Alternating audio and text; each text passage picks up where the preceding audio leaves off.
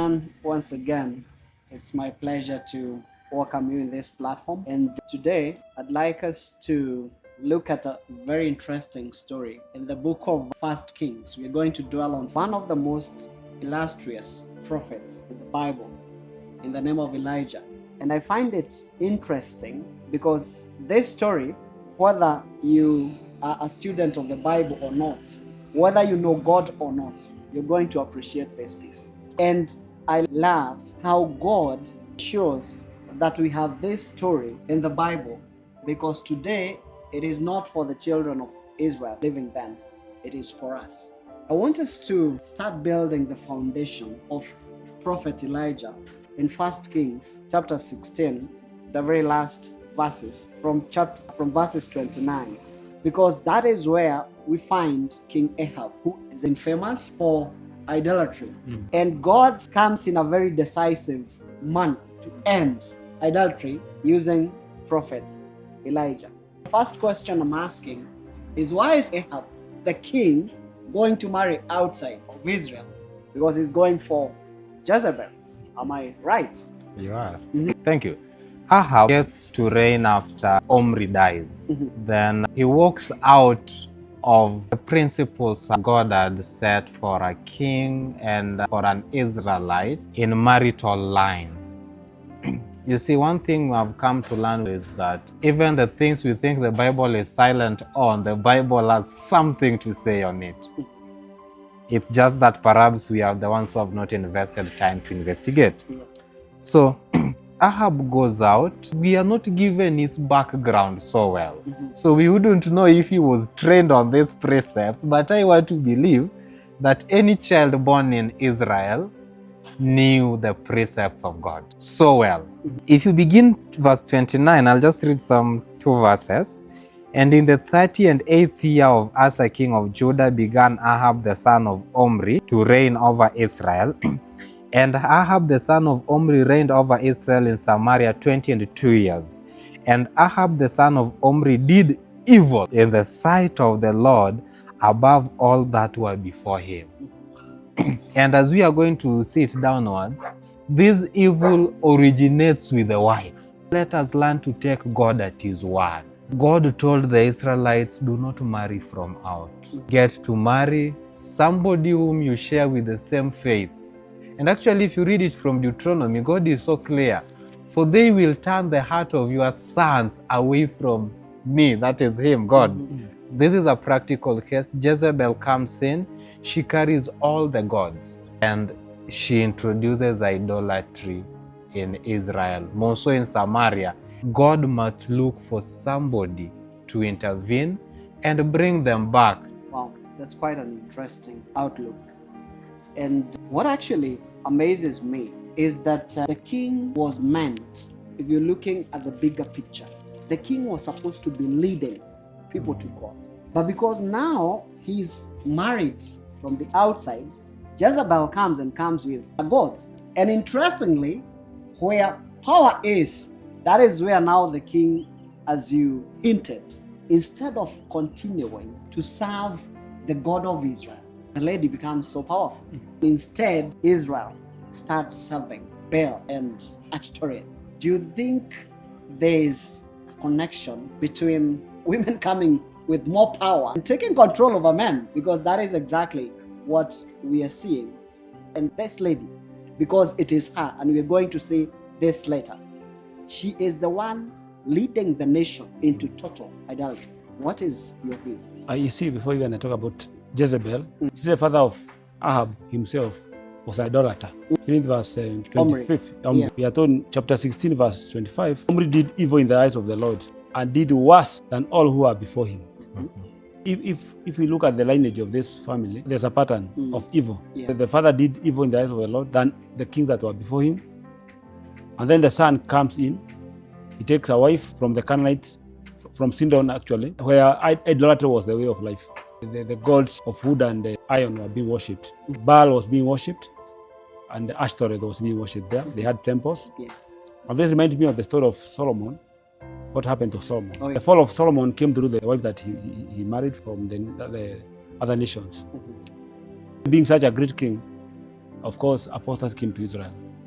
Now, here we see Jezebel. If you read the chapter 16, verse 30, it says, and now Ahab the son of Omri did evil in the sight of the Lord more than all who were before him. Verse 31, and it came to pass as though it had been a trivial thing for him to walk in the sins of Jeroboam the son of Nebat, that he took as wife Jezebel, the daughter of Ethbaal, king of the Sidonians, and he went and served Baal and worshipped him. This Jezebel was the daughter of a king of Sidon, who was also a priest of the Sidonian gods, or the Canaanite gods. He had, of course, she came with her idols, and idolatry is more prone where there is opulence and power. They are the ones in power as a king, and there's a queen, and the husband was too weak to reject that form of worship. He had to give in, and those things they happen. You can see the story of Adam and Eve. What happened? Paul tells us that it was the woman who was tempted, and Adam and take you. It is not something that is new. I don't even want to make an addition on what you said, but if you want to see where this ends, you just need to read verses 32 of chapter 16. Then he, Ahab, set up an altar for Baal in the temple of Baal, which he had built in Samaria. The king brings, or rather accepts, the gods of in state house, because that's the easiest way to put it. He's actually saying, and I can imagine this Jezebel saying, you see now, or the fact that I'm in Samaria, I cannot be going to worship my gods. I have to have a temple here. And the king has to go further and set up a temple. And that is how the nation turns 100% apostate. And the God of Israel is forgotten. And I love this story because God would have made a choice of letting the nation get ruined. Just like he has a choice to let us get ruined, without making any intervention. Yeah. But I love the fact that God doesn't just watch and that's it. He gets decisive, and he's bringing in a prophet without even providing a background. And there's something interesting, and I'd like my brother here to look at it. We are not even given the details of how Elijah got into State House. We're just finding him giving a message to the king. And he's not even, no greetings, no nothing. I am here and this is straightforward. What do you take of Elijah? He comes in boldly because the message is from the source. Can we get something of this prophet, even though we do not have a background? Can we get something from how this prophet shows up in State House? See, God always has a way out, especially when he wants to save his people. People of Israel, we are not told that they even cried to God to be brought out of this apostasy. In times of when the Israelites were in Egypt, they cried unto God, and their cry went up to heaven. And God was able to send Moses to that country. Yes. But in this country, Israel, we are not told that they cried to God because of the apostasy that had been brought. But of course, they are also to blame. It's not their own who brought this problem. They themselves already had walked away from God. Even you read about the Omri and the others who are before him. But the way Elijah comes to the scene is very interesting because we are not even told about his background. His lineage is not told. He just appears like a whirlwind, really the Tishbite. Yeah. But it also shows that in that country, God was not also short of people who are faithful to him. In that apostasy that was taken control of that country, God had men who are faithful to him, Elijah being one of them. And as we be reading along, we see others who are also faithful like Elijah. One of the lessons I learned from this is that God always has faithful men. In the history of this world, God always has people who are faithful. He always has men and women who will always stand for him, even when apostasy reigns everywhere. It is a challenge to us. Just like Elijah was able to be picked up and to come out and say, this must stop, this madness must come to an end. I've been to men and women who can be able to stand for the truth as found in the oracles of God, to save men and women who are sunk in apostasy and have the heart of Elijah. God always has men and women reserved. Doesn't matter how bad things get. It doesn't matter. He's always reserving a remnant, actually, we can call it. Interestingly, Elijah comes and the message is simple. If you look at 17, verses 1, and Elijah the Tishbite of the inhabitants of Gilead said to Ahab, as the Lord God of Israel lives, before whom I stand, there shall not be dew nor rain these years, except at my word. There's a message direct from God.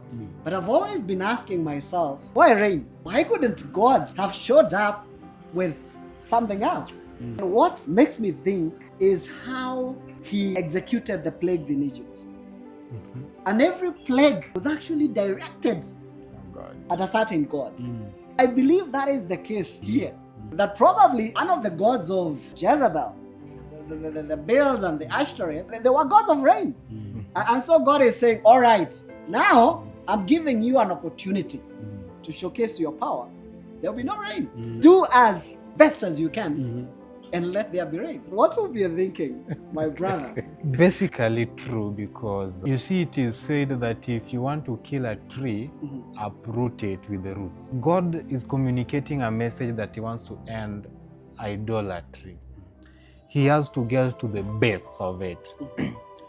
I was reading one historian was saying that the priests even kept on consoling the Israelites, just keep cool, our God is going to provide rain. So don't have any cause of alarm, our God is going to do what? And this is the gods of the ones which they had built the groves for, not the God of heaven.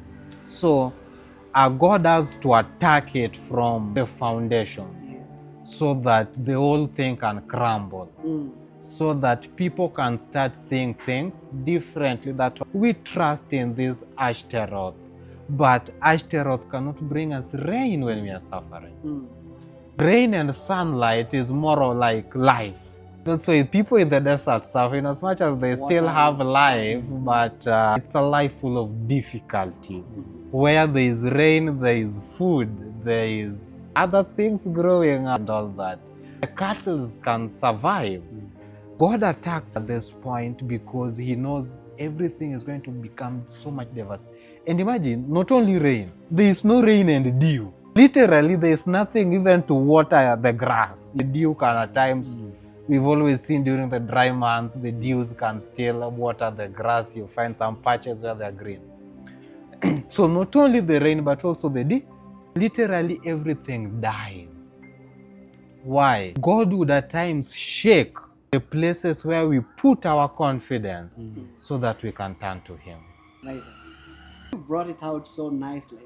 And for sure, we can see that God is giving an opportunity to the gods we hold on to so that we can see that they are not going to save us from our situations. And this is very powerful. I would like us to now look at probably a few verses, 1 or 2, to show that Elijah has an illustrious career, that he's not only being mentioned in the Old Testament, he's also appearing in the New Testament.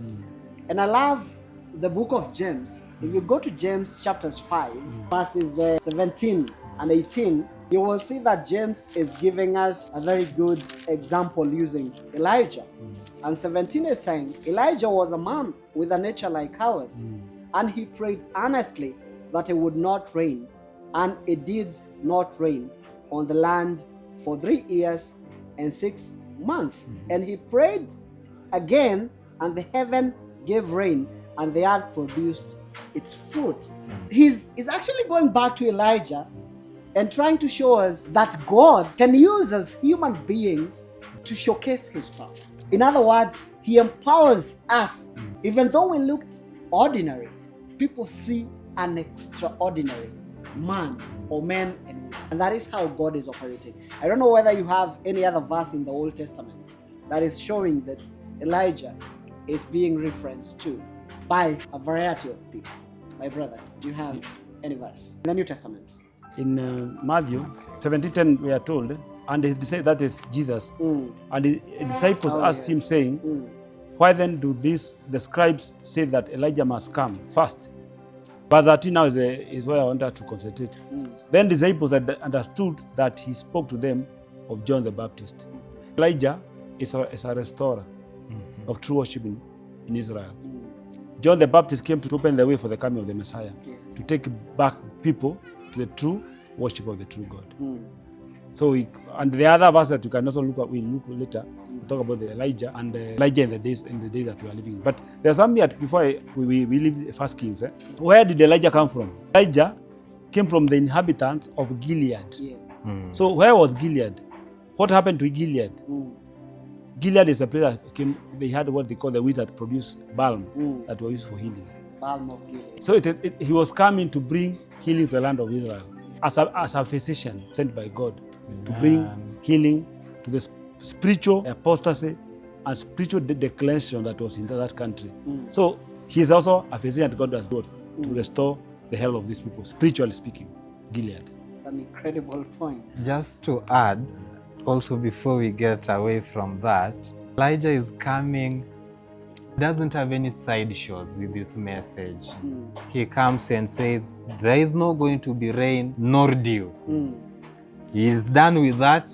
God directs him. We've looked at the background of Prophet Elijah, and we realize that God calls him from Gilead, right?